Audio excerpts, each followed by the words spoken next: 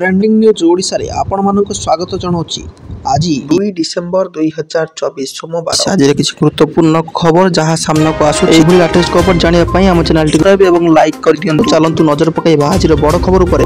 पुरी बेलाभूमि रे आज नौसेनार शेष अभ्यास गर्जन करिब लड़ुआ विमान हकजेट। पुरी बेलाभूमि रे आज नौसेनार शेष अभ्यास 4 रे पराक्रम प्रदर्शन करिब भारतीय नौसेना। सेना बाहिनीर दक्षता और पराक्रमी रणकौशल प्रदर्शनी कमांडो माने दक्षता प्रदर्शन कर युद्ध पाई केते जागतिकता सूचाई देइछन्ति। आकाश बुकु चिरी गर्जन करिब लड़ुआ विमान हकजेट।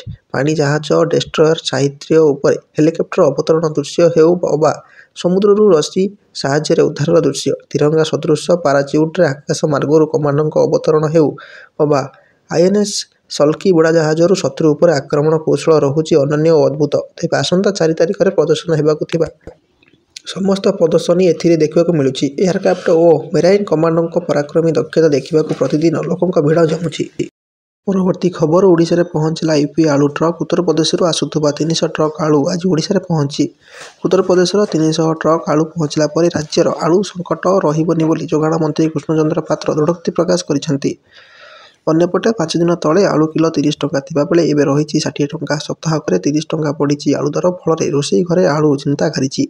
आगको आहुरी दर पड़ा संभावना चिंतार खाउटी खुचुरा व्यवसायी कहवा अनुजाई आलू जोगाण कमी बेले एवं बस्तार भी कम आलू जोगाण होउछि। पूर्व बस्तार 50 केजी आलू रोथा बेले एवं 42 केजी आलू आसुछि। पश्चिमबंग सरकार आलू गाड़ी अटकाइबा पर एवं ओडिशा सरकार को आलू चिंता घारिछि। परवर्ती खबर सर्वभारतीय डीजीपी सम्मेलन एआई शक्ति को उपयोग प्रधानमंत्री आह्वान। भुवनेश्वर ठारे आयोजित 59तम भारतीय पुलिस महानिर्देशक महानिरीक्षक सम्मेलन में जोग देइछन्ति प्रधानमंत्री नरेंद्र मोदी। उद्यापन अधिवेशन में रविवार प्रधानमंत्री गुइंदा विभाग अधिकारी उल्लेखनीय सेवा राष्ट्रपति पुलिस पदक बंटन करिसेंति। आज उद्यापनी दिवस में सुरक्षा प्रसंग में अभिभाषण रखिते प्रधानमंत्री। आयोजित सम्मेलन में सुरक्षा आह्वान जातीय और अंतर्जातीय दिग उपर व्यापक आलोचना होता। प्रधानमंत्री अभिभाषण डिजिटल ठकई साइबर अपराध और आर्टिफिशियल इंटेलिजेंस एआई कारण सृष्टि होता संभाव्य विपद विशेषकर सामाजिक और पारिवारिक संपर्क को व्याहत करने अविकल नकल व डीप फेक व्यवहार आशंका उपर चिंता प्रकट करते। एआई और आकांक्षी भारत को नहीं देशर द्विगुणित एआई शक्ति को उपयोग कर आह्वान को सुजोग परिणत करने को से आह्वान देते। परवर्ती खबर 5 रे आउ एक घूर्णिबलय आसंता 24 घंटे दक्षिण उपकूल में बसिब। तमिलनाडु पुडुचेरी उपकूल बात्या पेंगाल शनिवार राति स्थलभाग छुआ पर विभिन्न स्थान में प्रबल वर्षा घंटा प्रति 70-80 किलोमीटर बेगर पवन बोहिबा कारण जनजीवन अस्तव्यस्त हो पड़ी। तेज पुडुचेरी गत राति 44 सेंटीमीटर वर्षा होती जहाँ 3 दशंधि मध्य एभली वर्षा हो सेठाकर वरिष्ठ नागरिक माने। वर्षा जल अनेकों घरे पशिथिबा बेले रास्तार पार्किंग करिथिबा गाड़ी गुड़िक अधा बुड़ी जाइछि। छुआड़े देखिले चारिआड जलावर्ण हो जाइछि। उद्धार और रिलीफ कार्य सेना जवान को नियोजित कर।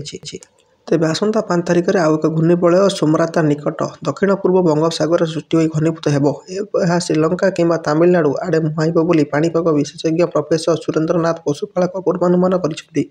परवर्ती खबर एयरपोर्ट लैंडिंग बेले दोहल्ला विमान।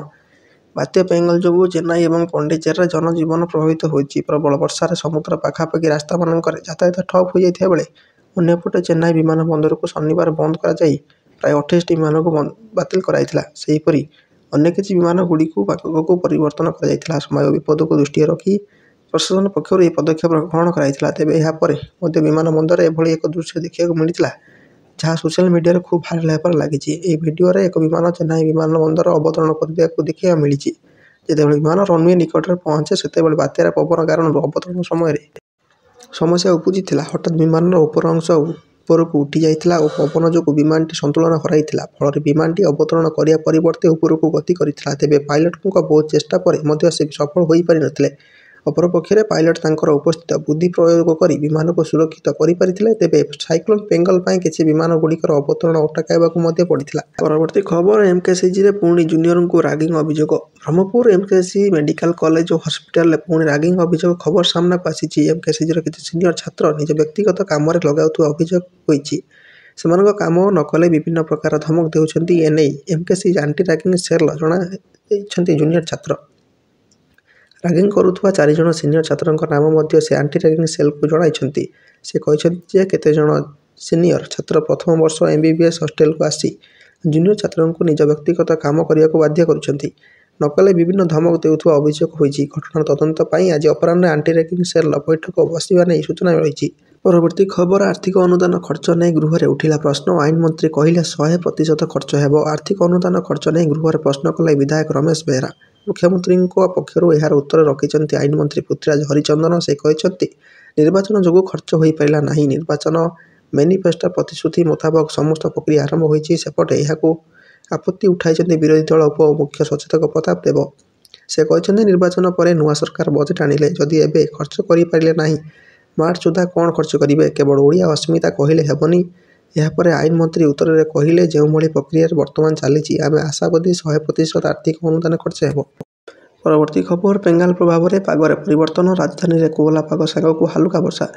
ବାତ୍ୟା ବେଙ୍ଗାଲ ପ୍ରଭାବରେ ପାଗର ପରିବର୍ତ୍ତନ। ସକାଳୁ ରାଜଧାନୀରେ କୋହଲା ପାଗ ସାଙ୍ଗକୁ ହାଲୁକା ବର୍ଷା। ବର୍ଷା ଛାଡ଼ିଲେ ବଢ଼ିବାର ଶୀତ ପରିମାଣ।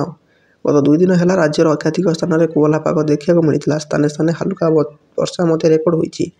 ତାମିଲନାଡୁରେ ବେଙ୍ଗାଲ ସ୍ଥଳଭାଗ ଛୁଇଁବା ପରେ ଏହାର ପ୍ରଭାବରେ ରାଜଧାନୀରେ ସମେତ ରାଜ୍ୟ ଅନ୍ୟାନ୍ୟ ସ୍ଥାନରେ ଦେଖିବାକୁ ମିଳିଛି। ବିଶେଷ କରି ପୁରୀ, ଖୋର୍ଦ୍ଧା, ଗଞ୍ଜାମ, କୋରାପୁଟ ଓ ମାଲକାନଗିରି ଆଦି ଜିଲ୍ଲାରେ ହାଲୁକା ବର୍ଷା ରେକର୍ଡ ହୋଇଛି।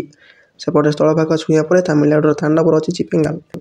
ପରବର୍ତ୍ତୀ ଖବର ଓଡ଼ିଶା ପରେ ଝାଡ଼ଖଣ୍ଡରେ ବି ଆଳୁ ସଙ୍କଟ। ବିରୋଧୀ କଲେ ସମାଲୋଚନା। ଓଡ଼ିଶା ପରେ ଏବେ ଝାଡ଼ଖଣ୍ଡ। ପଶ୍ଚିମବଙ୍ଗ ସୀମାରେ ଆଳୁ ବୋଝେଇ ଟ୍ରକ୍ ଅଟକିବା ଘଟଣାକୁ ନେଇ ଝାଡ଼ଖଣ୍ଡ ରାଜନୀତି ସରଗରମ ହୋଇଛି। ଝାଡ଼ଖଣ୍ଡ ମୁକ୍ତି ମୋର୍ଚ୍ଚା କହିଛି ଆଳୁ ଅତ୍ୟାବଶ୍ୟକ ସାମଗ୍ରୀ ନୁହେଁ। ଅନ୍ୟ ରାଜ୍ୟରୁ ପର୍ଯ୍ୟାପ୍ତ ପରିମାଣର ଆଳୁ ଆସୁଛି। ବିଜେପି ଏହି ପ୍ରସଙ୍ଗରେ ରାଜନୀତି କରୁଛି। ବିଜେପି ବିଧାୟକ ସିପି ସିଂ କହିଛନ୍ତି ଯଦି ଝାଡ଼ଖଣ୍ଡ କୋଇଲା ଏବଂ ଖଣିଜ ପଦାର୍ଥ ବନ୍ଦ କରେ ତେବେ କ'ଣ ହେବ? ବିଧାୟକ ସିଂ ମୁଖ୍ୟମନ୍ତ୍ରୀ ମମତା ବାନାର୍ଜୀଙ୍କୁ ମଧ୍ୟ ଟାର୍ଗେଟ କରିଛନ୍ତି। ପଶ୍ଚିମବଙ୍ଗ ସରକାର ଝାଡ଼ଖଣ୍ଡକୁ ଆଳୁ ଯୋଗାଣ ଉପରେ କଟକଣା ଲଗାଇଛନ୍ତି। ଏହି କାରଣରୁ ଝାଡ଼ଖଣ୍ଡ ପଶ୍ଚିମବଙ୍ଗ ସୀମାରେ ଆଳୁ ବୋଝେଇ ଟ୍ରକ୍ ଛିଡ଼ା ହୋଇଛି। ଅନ୍ୟପକ୍ଷେ ଝାଡ଼ଖଣ୍ଡରେ ଆଳୁ ଅଭାବ ପରିସ୍ଥିତି ସୃଷ୍ଟି ହୋଇଛି। ମୁଖ୍ୟମନ୍ତ୍ରୀ ହେମନ୍ତ ସୋରେନଙ୍କୁ ଟାର୍ଗେଟ କରିବାକୁ ବିରୋଧୀଙ୍କୁ ସୁଯୋଗ ମିଳିଛି। ପଶ୍ଚିମବଙ୍ଗ ସୀମାରେ ଆଳୁ ବୋଝେଇ ଏକ ଟ୍ରକ୍ ଅଟକିଥିବା ଖବରକୁ ମୁଖ୍ୟମନ୍ତ୍ରୀ ହେମନ୍ତ ସୋରେନ ମାନିଛନ୍ତି।